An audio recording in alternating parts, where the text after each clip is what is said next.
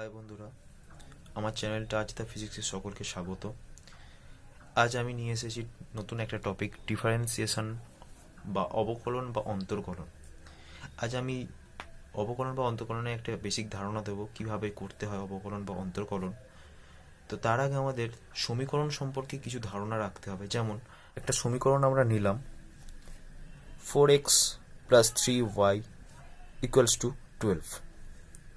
তো সেক্ষেত্রে আমরা কি করেছিলাম, যে 3y equals to 12 minus 4x করে নিয়েছিলাম। তারপর সেখান থেকে y সমান 12 মাইনাস 4x বাই 3 করেছিলাম। এরপর আমরা যে সমাধান সেট একটা করেছিলাম, যে এক্স ওয়াই দিয়ে আমরা কি করেছিলাম, তিনটে পয়েন্ট বার করেছিলাম, যেখানে এক্স এর একটা করে মান আমরা বসাচ্ছিলাম। এখানে যেমন আমরা একটা মান নিলাম, সাপোজ 3, তাহলে আমরা তখন ওয়াই এর মান পাচ্ছিলাম 0।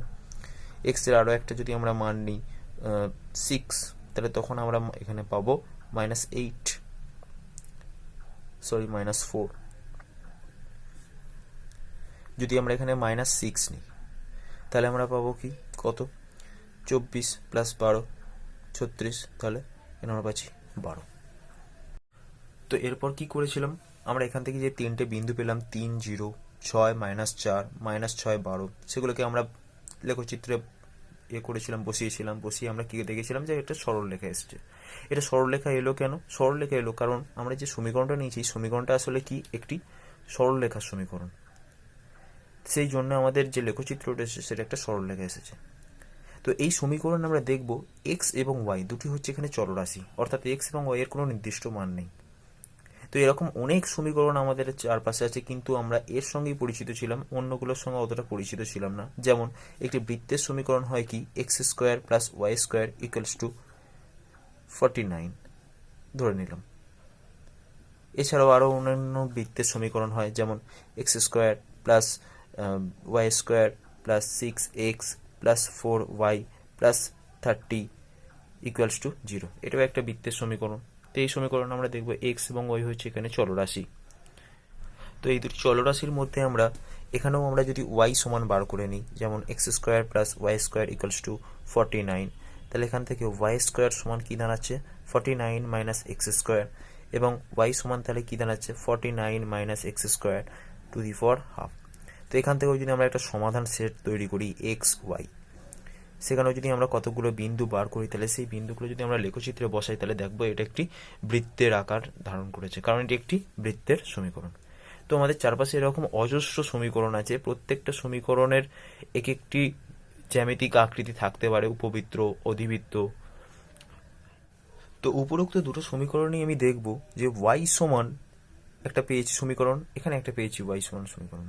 দুটো সমীকরণকে আমরা যদি ভালো করে লক্ষ্য করি, তাহলে দেখবো এখানে এক্স বা এখানে এক্স, এই এক্স দুটোর মান কিন্তু কোনো কিছুর উপর নির্ভর করছে না। অর্থাৎ আমি 1 থেকে শুরু করে 1 2 3 বা -1 -2 -3 আমরা নিতে পারি, কিন্তু ওয়াই এর মান এক্স এর উপর নির্ভরশীল। সেই জন্য আমরা ওয়াই কে বলবো এখানে পরাধীন রাশি, এবং এক্স হচ্ছে আমাদের স্বাধীন রাশি। ওয়াই কে বলবো আমরা পরাধীন রাশি, এবং এক্স কে বলবো আমরা স্বাধীন রাশি। দুটিই চলরাশি, কিন্তু এক্স এর মান যেহেতু নিজের ওপর নির্ভর করছে, তাই এক্স এর কে আমরা বলবো স্বাধীন রাশি, এবং ওয়াই এর মান হচ্ছে এক্স এর ওপর নির্ভরশীল। এক্স কত হবে তার উপর ক্যালকুলেট করে আমরা ওয়াই এর মান পাবো, তাই ওয়াই কে আমরা বলবো পরাধীন রাশি। অর্থাৎ ওয়াই হলো এক্স এর উপর নির্ভরশীল একটি রাশি। তাই আমরা সাধারণভাবে যে কোনো একটি সমীকরণকে আমরা এইভাবে প্রকাশ করতে পারি, y equals to f of x, function of x. অর্থাৎ ওয়াই এক্স এর উপর নির্ভরশীল, এইভাবে নির্ভর করতে পারে, এইভাবে নির্ভর করতে পারে, যে কোনোভাবে নির্ভর করতে পারে। তাই আমি সাধারণভাবে আমরা কি করলাম না, ওয়াই সমান এফ অফ এক্স দ্বারা আমরা বুঝিয়ে দিলাম যে এক্স এর ওপর ওয়াই কোনো না কোনোভাবে একটা সমীকরণ দ্বারা নির্ভরশীল, এবং এক্স হচ্ছে আমাদের সেখানে স্বাধীন রাশি, এবং ওয়াই হচ্ছে আমাদের সেখানে চলরাশি, পরাধীন রাশি। তো এই y equals to f of x সমীকরণটার লেখচিত্রটি কীরকম হবে আমরা জানি না, আমরা সাধারণভাবে একটা ধরে নিয়েছি। তো আমরা একটা যদি লেখচিত্রও আমরা সাধারণভাবে ধরে নিই, যে y equals to f of x এর লেখচিত্র হলো আমাদের এটা, এদিক বরাবর হচ্ছে আমাদের এক্স অক্ষ, এদিক বরাবর আমাদের ওয়াই অক্ষ। তো আমরা ধরে নিলাম y equals to f of x এর এটি একটি লেখচিত্র। এখানে আমি দুটো বিন্দুর কথা বললাম, এ বিন্দু আর বি বিন্দু। মনে করলাম কোনো কণা এই y equals to f of x সমীকরণ এই পদ দ্বারা কি করছে, এ থেকে বি বিন্দুতে যাচ্ছে। তো এ থেকে বি বিন্দুতে যাওয়ার জন্য এক্স অক্ষেরও একটা পরিবর্তন হচ্ছে এবং ওয়াই অক্ষেরও একটা পরিবর্তন হচ্ছে। তো আমরা ধরে নিলাম এই সরণের মধ্যে ক্ষুদ্র একটি সরণ, ক্ষুদ্র সরণ। তো এই ক্ষুদ্র সরণের জন্য কণাটির এক্স অক্ষের কত পরিবর্তন হয়েছে আমরা দেখি। এক্স অক্ষ বরাবর আমরা কি করলাম, এক্স অক্ষের উপর আমরা কি করলাম, ডট ডট ডট ডট দিয়ে আমরা কি করলাম, এক্স অক্ষের পরিবর্তনটা লক্ষ্য করলাম। দেখলাম কতটা পরিবর্তন হয়েছে, খুব ক্ষুদ্র পরিবর্তন, যেটাকে আমরা ডেল্টা এক্স দ্বারা প্রকাশ করলাম। ক্ষুদ্র পরিবর্তনের জন্য আমরা ডেল্টা চিহ্নটা ব্যবহার করব। তো এই ডেল্টা এক্স পরিবর্তন হওয়ার জন্য আমরা ওয়াই অক্ষের কতটা পরিবর্তন দেখলাম। ওয়াই অক্ষর উপর আমরা ডট ডট ডট ডট দিয়ে যদি আমরা আঁকি, তাহলে আমরা দেখব এক্স এর এই ক্ষুদ্র পরিবর্তনের জন্য ওয়াই অক্ষের একটা ক্ষুদ্র পরিবর্তন হয়েছে, যেটা হচ্ছে ডেল্টা ওয়াই। অর্থাৎ আমাদের যে সমীকরণটা ছিল y equals to f of x, যখন এক্স এর মান মানে এক্স অক্ষ মান যখন এই আমাদের মূল বিন্দু থেকে যদি এই বিন্দুটা হয় এক্স, তাহলে এই বিন্দুটা হবে কত, এক্স প্লাস ডেল্টা এক্স। অর্থাৎ যখন এক্স প্লাস ডেল্টা এক্স হবে, তখন আমরা ওয়াই অক্ষের এটা কি, ওয়াই এর মান কত পাবো, ওয়াই প্লাস ধরে নিলাম আমরা ডেল্টা ওয়াই সমান, তাহলে কি হবে, এক্স এর জায়গায় আমরা বসাবো এক্স প্লাস ডেল্টা এক্স। তাহলে ওয়াই অক্ষের কতটা পরিবর্তন, ওয়াই অক্ষের পরিবর্তন তাহলে কত হলো, ওয়াই অক্ষের পরিবর্তন y plus delta y minus y সমান হচ্ছে f of x plus delta x minus f of x. তাহলে এখান থেকে আমরা পেলাম ডেল্টা ওয়াই সমান কত না F of x plus delta x minus f of x. তাহলে এটা আমরা পেলাম ডেল্টা এক্স পরিবর্তনের জন্য। তাহলে ডেল্টা এক্স পরিবর্তনের জন্য এক্স অক্ষের ডেল্টা এক্স পরিবর্তনের জন্য ওয়াই অক্ষের পরিবর্তন কত পেলাম, ওয়াই অক্ষের পরিবর্তন আমরা পেলাম ডেল্টা ওয়াই, যেটার মান কত দাঁড়ালো না F of x plus delta x minus f of x. তাহলে এক্স অক্ষের যদি আমরা একক পরিবর্তন ধরি, একক পরিবর্তনের জন্য ওয়াই অক্ষের তাহলে পরিবর্তন কত দাঁড়াচ্ছে, তাহলে delta y by delta x ঐকিক নিয়ম, মানে f of x plus delta x minus f of x by delta x. এখন ডেল্টা এক্স যদি আমাদের টেন্স টু জিরো মানে হয়, মানে আরও ক্ষুদ্র প্রায় জিরোর কাছাকাছি, তখন আমরা এটাকে এইভাবে প্রকাশ করতে পারি যে limit delta x tends to zero delta y by delta x এর মান তখন কি দাঁড়ায়, অর্থাৎ limit delta x tends to zero f of x plus delta x minus f of x by delta x. তখন আমরা তো এখন এই limit delta x tends to delta y by delta এক্সকে আমরা কি করব না ডিওয়াই দ্বারা বাই ডিএক্স দ্বারা আমরা রিপ্রেজেন্ট করি, প্রকাশ করি। তাহলে d y by d x equals to তাহলে কি দাঁড়ালো, limit delta x tends to zero f of x plus delta x minus f of x by delta x. একে আমরা আরও একরকমভাবে প্রকাশ করি, যেটা হচ্ছে এফ ড্যাশড এক্স। অর্থাৎ এই ডি ওয়াই বাই ডিএক্স সমান কি দাঁড়ালো না f dashed x, d y by d x সমান হচ্ছে এফ ড্যাশড এক্স। এই ডি ওয়াই বাই ডিএক্সকে বলা হয় অন্তর্কলজ, অন্তর্কলজ। তাহলে এই ডিওয়াই বাই ডিএক্স তাহলে কি, আরও একবার আমরা দেখি ডিওয়াই বাই ডিএক্স তাহলে কি। এই ডিওয়াই বাই ডিএক্স হলো কি, ডিএক্স এর যদি মানে এক্স অক্ষের যদি আমাদের একটা ক্ষুদ্র পরিবর্তন হয়, তার জন্য যদি ওয়াই অক্ষের পরিবর্তন ডি ওয়াই হয়, তাহলে একক পরিবর্তনের জন্য কত ওয়াই অক্ষের পরিবর্তন হচ্ছে না ডিওয়াই বাই ডিএক্স। একে আমরা নাম দিয়েছি অন্তর্কলজ। এই ডিওয়াই বাই ডিএক্স আরও একটা জিনিসকে প্রকাশ করে, যেমন আমরা যদি ওই অক্ষ দুটোকে আরও একবার নিয়ে নিই, এদিক বরাবর এক্স অক্ষ এদিক ওয়াই অক্ষ, ওই যে লেখচিত্রটা ছিল, লেখচিত্রটা আছে আমাদের। তো এখানে দুটো বিন্দু এ আর বি,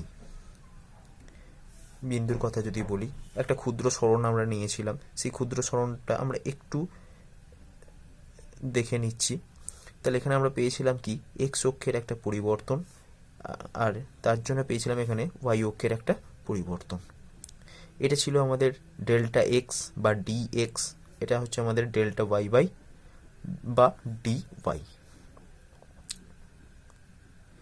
তো একটা সরলরেখা বা যে কোনো লেখচিত্রের জন্য আমরা নতি বা প্রবণতা পড়ে এসেছি।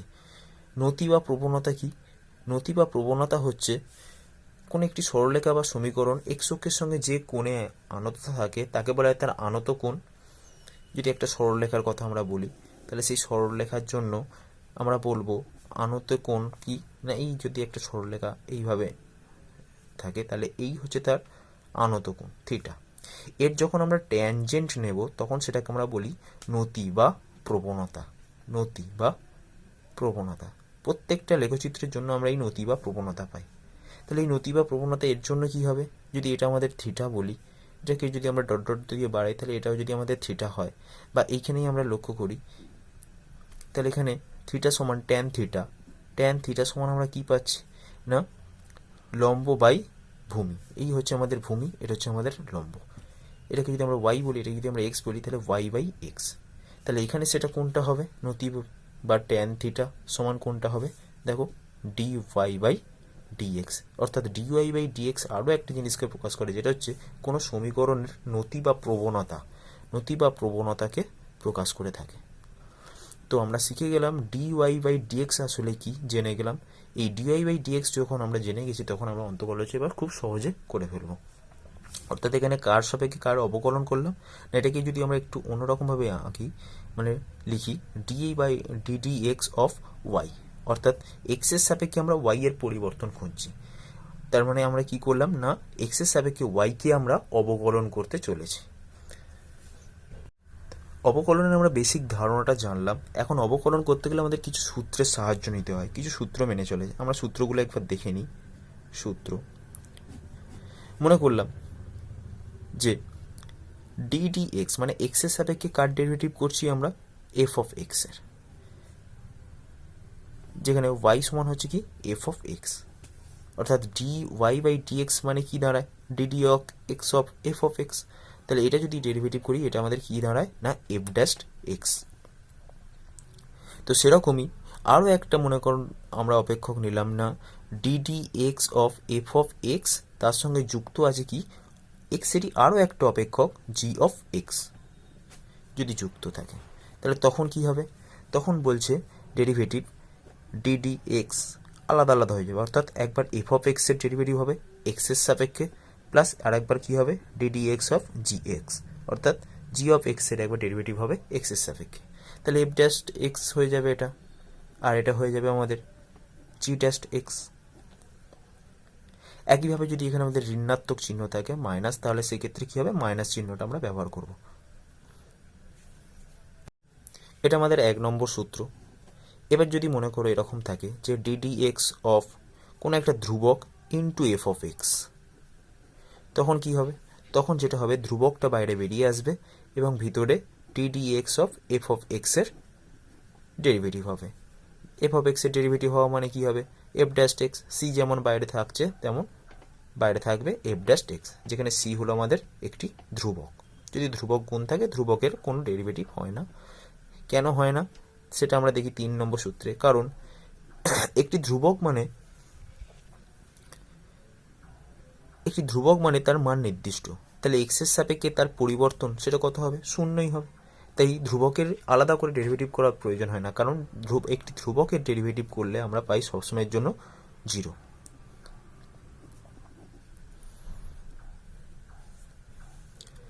চার নম্বর আমরা দেখি ডিডি এক্স অফ যদি এরকম থাকে, আমরা দেখলাম দুটি অপেক্ষক যদি যোগ বা বিয়োগ থাকে তাহলে আলাদা আলাদা আমরা করে নিতে পারি।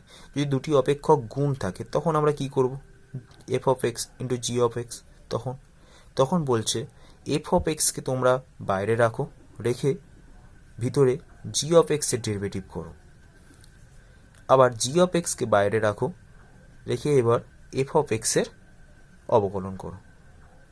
এখানে আমাদের একটা কথা মনে রাখতে হবে, এই ডিডি এক্স এর পিছনে যে আছে তারই একমাত্র অবকলন হবে, তার আগে যে আছে তার কিন্তু অবকলন হবে না।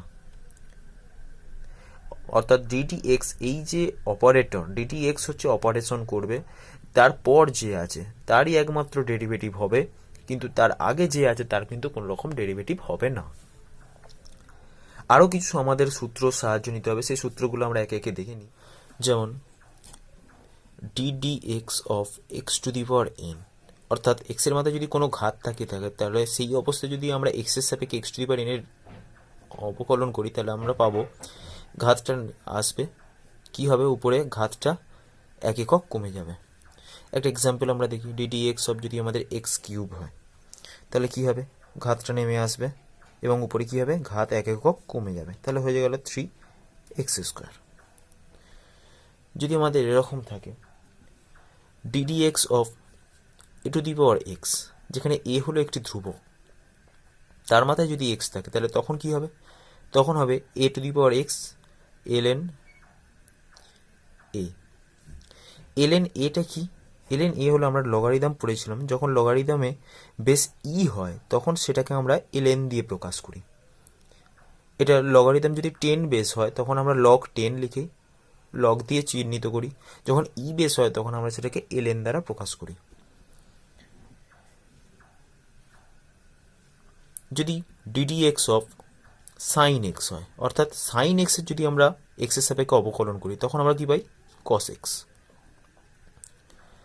যদি আমরা কস এক্সের অবকলন করি তখন কি হয়, তখন সেটা হয়ে যায় মাইনাস সাইন এক্স। যদি আমরা ট্যান এক্সের ডেরিভেটিভ করি তখন কি হবে, তখন হয়ে যায় সেটা sec²x। যদি আমরা ddx of log x base e যদি ডেরিভেটিভ করি তখন কি হয়, সেটা হয়ে যায় 1/x। যদি আমরা ই টু দি পাওয়ার এক্স, এই ই কি, ই হলো এক্সপোনেনশিয়াল, ই টু দি পাওয়ার ই কোনো ধ্রুবক নয়, ই হচ্ছে এক্সপোনেনশিয়াল, ই টু দি পাওয়ার এক্সের যদি আমরা ডেরিভেটিভ করি এক্সের সাপেক্ষে তাহলে সেটা হয় ই টু দি পাওয়ার এক্স। যদি এক্সের সঙ্গে কোনো কিছু গুণ থেকে থাকে তখন সেক্ষেত্রে দেখা যায় যে ডেরিভেটিভ করলে সেটা বেরিয়ে আসে, অর্থাৎ ই টু দি পাওয়ার যদি এক্স হয়, যেখানে এ হলো ধ্রুবক, তখন কি হয়, এটা বেরিয়ে আসে ই টু দি পাওয়ার এক্সই থাকবে। ঠিক একইভাবে যদি সাইন এক্স হয় তাহলে তখন সেক্ষেত্রে কি হবে, এক্সের সঙ্গে এ গুণ থাকার জন্য এ বেরিয়ে আসবে, সাইনটা হয়ে যাবে কস এক্স। যদি কোনো ধ্রুবকের আমরা ডেরিভেটিভ করি তখন সেটা হয়ে যায় কি 0। আগেই আমি বলেছি এ যেহেতু ধ্রুবক, এর একটা নির্দিষ্ট মান আছে, তাই এক্সের সাপেক্ষে যদি এর পরিবর্তন বার করি তাহলে সেটা শূন্যই হবে। আর যদি আমরা এক্সের সাপেক্ষে এক্সেরই পরিবর্তন করি অর্থাৎ dx/dx, সেটা হয়ে যায় 1। এখানে আমরা আরও কিছু সূত্র দেখে নেব। ddx of A x two the power n যদি হয় তাহলে এ x two the power n-1। যদি এ টু দি পাওয়ার এক্স এর আমরা ডেরিভেটিভ করি তাহলে হবে সেটা a to the power x ln a, যেখানে লগ ই বেস হলে আমরা সেক্ষেত্রে কি করি, ln দ্বারা প্রকাশ করি, ই বেস লগারিদম হলে আমরা ln দ্বারা প্রকাশ করি, এবং এই হলো আমাদের ধ্রুবক। যদি সাইন এক্স এর আমরা এক্স এর সাপেক্ষে ডেরিভেটিভ করি তাহলে হয়ে যায় কস এক্স। যদি কস এক্স এর করি তাহলে হয়ে যায় মাইনাস সাইন এক্স। যদি সেক এক্স এর করি এক্স এর সাপেক্ষে ডেরিভেটিভ তাহলে হয়ে যায় সেক এক্স ট্যান এক্স। যদি ট্যান এক্স এর করি এক্স এর সাপেক্ষে হয়ে যায় sec²x। যদি কোসেক এক্স এর আমরা ডেরিভেটিভ করি এক্স এর সাপেক্ষে তাহলে সেটা হয়ে যায় minus cosec x cot x. যদি কট এক্স এর করি তাহলে হয়ে যায় মাইনাস কোসেক²x। এখন এক্স এর সঙ্গে যদি আমাদের কোনো কিছু গুণ থেকে থাকে, যেমন সাইন এক্স, তখন সেক্ষেত্রে যদি আমরা ডেরিভেটিভ করি অবকলন করি তাহলে সেক্ষেত্রে এক্স এর সঙ্গে যেটা গুণ আছে সেটা বেরিয়ে আসবে এবং সাইন অপারেটরটা হয়ে যাবে কস এক্স, যেটা আমরা এখানে দেখেছি কস এক্স কস এক্স, শুধুমাত্র এক্স এর সঙ্গে এ গুণ থাকার জন্য একটা এ বেরিয়ে আসবে। যদি কস এক্স এর আমরা ডেরিভেটিভ করি তাহলে হয়ে যাবে মাইনাস এ সাইন এক্স। যদি ট্যান এক্স এর আমরা ডেরিভেটিভ করি তাহলে হয়ে যাবে এ sec²x। যদি ddx of sign inverse x হয়, অর্থাৎ সাইন ইনভার্স এক্স এর যদি আমরা এক্স এর সাপেক্ষে করি তাহলে তখন হবে 1/√1 মাইনাস x²। যদি কস ইনভার্স এক্স এর করি তাহলে হবে -1/√1 মাইনাস x²। অবশ্যই এখানে মড অফ এক্স কে হতে হবে কি লেস দ্যান 1। যদি DD x of tan inverse x হয় তখন হবে 1/1 প্লাস এক্স স্কোয়ার। যদি DD x of log x হয়, এক্সের যদি আমরা ডেরিভেটিভ করি তাহলে সেক্ষেত্রে হবে 1/x। এগুলো তো আমি একটু আগেই বললাম। তো আমরা এই সূত্রগুলোর ধরে আমাদেরকে অঙ্ক করতে হবে, তো এই সূত্রগুলো আমাদেরকে অবশ্যই মনে রাখতে হবে। তো এখন আমাদের যেটা ভাবনা চিন্তা সেটা হচ্ছে যে আমরা এই যে ডেরিভেটিভ শিখলাম বা অবকলন শিখলাম, আমাদের ফিজিক্সে কি কাজে লাগবে? ফিজিক্সে এর অবদান অনেক। যেমন কোনো বস্তুর বেগ নির্ণয়। বেগ মানে আমরা জানি সরণ বাই সময়, অর্থাৎ সময়ের সাপেক্ষে সরণের হারকে আমরা বলে থাকি বেগ। কিন্তু যদি আমরা তাৎক্ষণিক বেগ বার করি, তাৎক্ষণিক বেগ মানে তৎক্ষণাৎ আমরা যদি বেগ জানতে চাই, তাহলে তখন সেক্ষেত্রে আমাদের করতে হয় যেটা, সরণকে আমরা কখনো এক্স বা এস দ্বারা চিহ্নিত করে থাকি এবং সময়কে আমরা টি দ্বারা চিহ্নিত করি। তাহলে তাৎক্ষণিক বেগ মানে হলো dx/dt, অর্থাৎ ক্ষুদ্র সময়ের অবকাশে ক্ষুদ্র সরণ তার অনুপাতকে আমরা বলে থাকবো তাৎক্ষণিক বেগ, যাকে আমরা ভি দ্বারা প্রকাশ করে থাকি, ভেলোসিটি। বা এটাকে আমরা যদি এক্সের জায়গায় আমরা যদি এস দ্বারা চিহ্নিত করি সরণকে, তাহলে তখন হবে ds/dt। অর্থাৎ সময়ের সাপেক্ষে যদি আমরা সরণকে একবার ডেরিভেটিভ করি তাহলে সেক্ষেত্রে আমরা পাবো কি, তাৎক্ষণিক বেগ। একইভাবে যদি আমরা ত্বরণ নির্ণয় করি, ত্বরণ মানে হলো কি, বেগ বৃদ্ধি, কোনো বস্তুর বেগ বৃদ্ধি বাই সময়। যদি তাৎক্ষণিক ত্বরণের কথা বলি আমরা, তাৎক্ষণিক ত্বরণ, তাহলে তাৎক্ষণিক ত্বরণকে আমরা কি করি, স্মল এ দিয়ে প্রকাশ করে থাকি, অ্যাক্সিলারেশন। ত্বরণের ইংলিশ হচ্ছে অ্যাক্সিলারেশন। তখন আমরা বলবো কি, dv/dt, অর্থাৎ ক্ষুদ্র সময়ের অবকাশে ক্ষুদ্র বেগ বৃদ্ধি, dv/dt। আবার ভি মানে হচ্ছে আবার কি, ভি মানে হলো dx/dt, একটু আগে আমরা পড়ে এলাম, ভি সমান হচ্ছে dx/dt।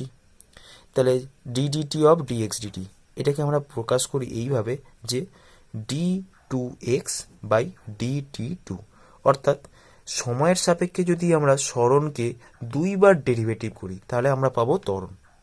সময়ের সাপেক্ষে বেগকে একবার ডেরিভেটিভ করলে আমরা পাবো ত্বরণ, আর সময়ের সাপেক্ষে যদি আমরা সরণকে দুইবার ডেরিভেটিভ করি তাহলেও আমরা পাবো ত্বরণ।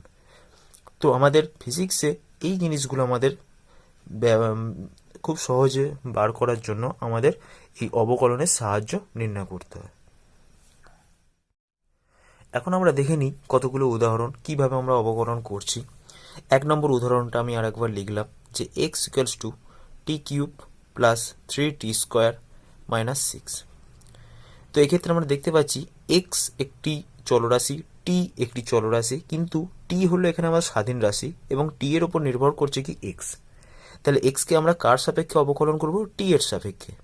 অর্থাৎ তাহলে আমরা এই সমীকরণটিকে t এর সাপেক্ষে অবকলন করিয়া পাই, t এর সাপেক্ষে অবকলন করিয়া পাই কি হবে, এদিকে x কে যদি আমরা অবকলন করি তাহলে হবে dx/dt, আর এদিকে হবে ddt কার না, t³ + 3t² - 6। আমরা আগেই শিখে এসেছি যদি এরকম থাকে সমীকরণ যে ddx যদি x এর দুটি অপেক্ষকের মধ্যে যোগ বা বিয়োগ থেকে থাকে, তখন সেক্ষেত্রে আমরা কি করেছি, পৃথক পৃথক করে নিয়েছি, অর্থাৎ ddx of f(x) plus ddx of g(x). এখানেও আমরা তাই করব। এখানে আমরা দেখতে পাচ্ছি t এর এখানে 3টি পদ আছে, তাহলে আমরা এই পদ বরাবর কি করব, এগুলোকে পৃথক করে নেব। তাহলে একবার t³ এর ডেরিভেটিভ, একবার ddt অফ 3t², আর একবার ddt অফ 6। t³ এর যদি আমরা করি তাহলে সেক্ষেত্রে কি হবে, ddx অফ যদি আমাদের x⁴n হয়, x এর সাপেক্ষে যদি x⁴n এর হয়, তাহলে তখন আমাদের ফর্মুলা বলছে কি n x⁴n - 1। এখানেও ঠিক তাই হবে। যদি আমরা t এর সাপেক্ষে t³ বের করছি তাহলে কি হবে, ঘাতটা নেমে আসবে এবং উপরে কি হবে, ঘাতটা 1 একক বিয়োগ হয়ে যাবে, প্লাস হয়ে গেল আমার এখানে ডেরিভেটিভ। এবার এখানে আসি 3, ধ্রুবক, ধ্রুবক থাকলে আমরা জানি বাইরে বেরিয়ে আসে, তাহলে ভেতরে থাকলো ddt অফ t²। 6 হচ্ছে আমার এখানে ধ্রুবক, তাহলে তার ডেরিভেটিভ করা মানে তার অর্থ হলো 0। এখানে তাহলে কি হয়ে দাঁড়ালো 3t², এটা হলো আমাদের 3, এবার টি স্কোয়ারের ডেরিভেটিভ হবে, আমাদের সূত্র বলছে আগে 2, তারপর টি এর মাথায় কী হবে 2 - 1, তাহলে -0। তাহলে আমাদের দাঁড়ালো কি t3t স্কোয়ার প্লাস 6t, এটা হলো আমাদের অ্যান্সার। এইভাবে আমাদের ডেরিভেটিভ করতে হয়। নেক্সট আসি আমরা সমীকরণটা কি আছে, y = 5x³ sin x। তো এখানে আমরা দেখতে পাচ্ছি y কি হলো x এর উপর নির্ভরশীল, অর্থাৎ x এর একটি অপেক্ষক, এবং x হলো এখানে কি স্বাধীন রাশি, y হলো আমাদের পরাধীন রাশি। তাহলে আমরা এখানে কার সাপেক্ষে অবকলন করব, x এর সাপেক্ষে অবকলন করিয়া পাই।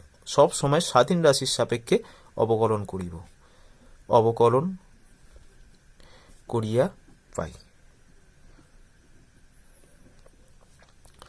তাহলে y কে যদি আমরা x এর সাপেক্ষে অবকলন করি তাহলে কিভাবে লিখব, dy/dx।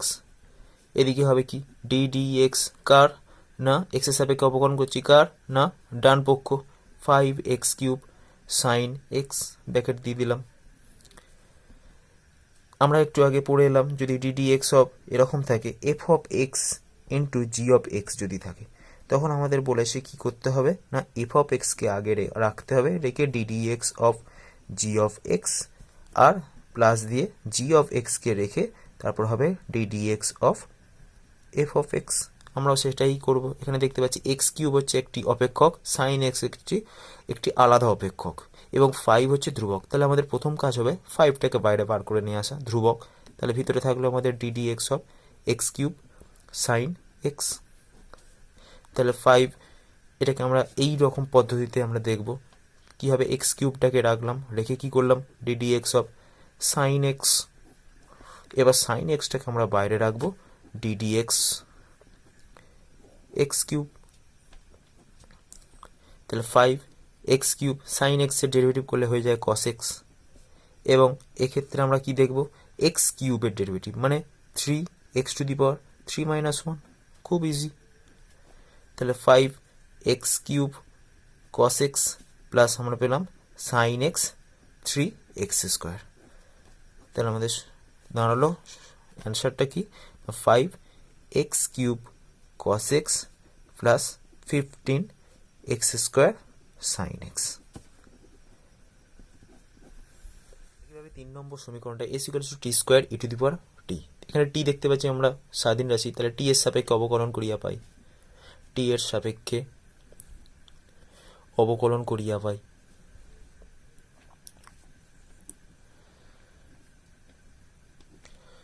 তাহলে ds dt = ddt of t² e⁻t।